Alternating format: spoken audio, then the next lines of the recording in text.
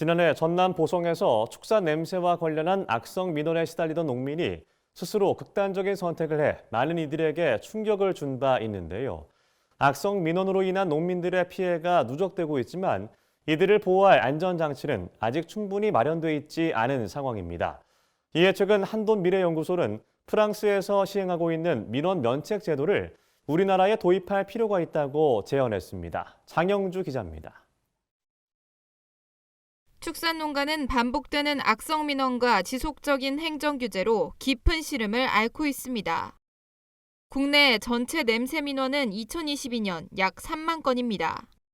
같은 기간 축산시설 냄새 민원은 13,656건을 기록하며 전체 민원 중 40%를 차지하고 있습니다.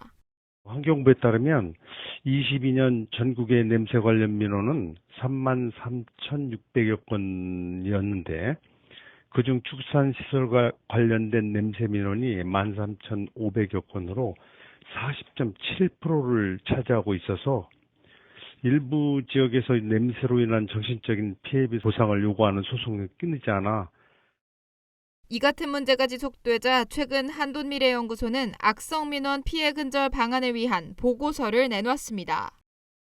보고서는 프랑스의 민원 면책 제도를 적극 검토할 필요가 있다고 강조했습니다.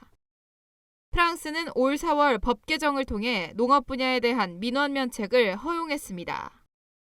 이에 따라 축산농가의 냄새 민원이 제기됐을 때 해당 농가가 민원인보다 먼저 털을 잡고 농가의 사용 마리수가 이전과 동일하며 농가가 현행 법규를 위반하지 않은 경우 민원 면책이 허용됩니다.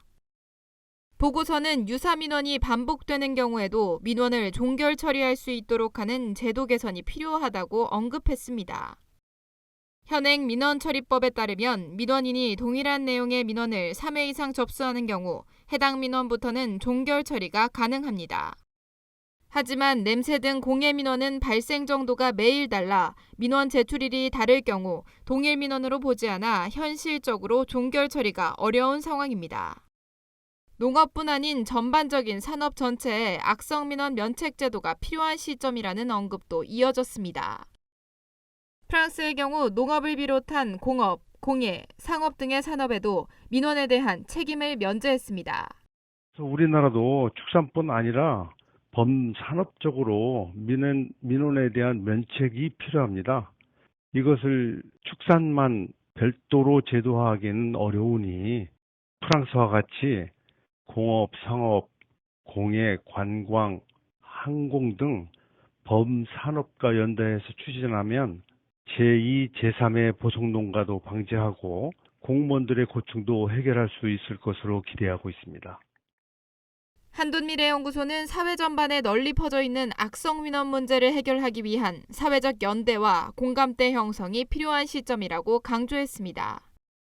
NBS 장영주입니다.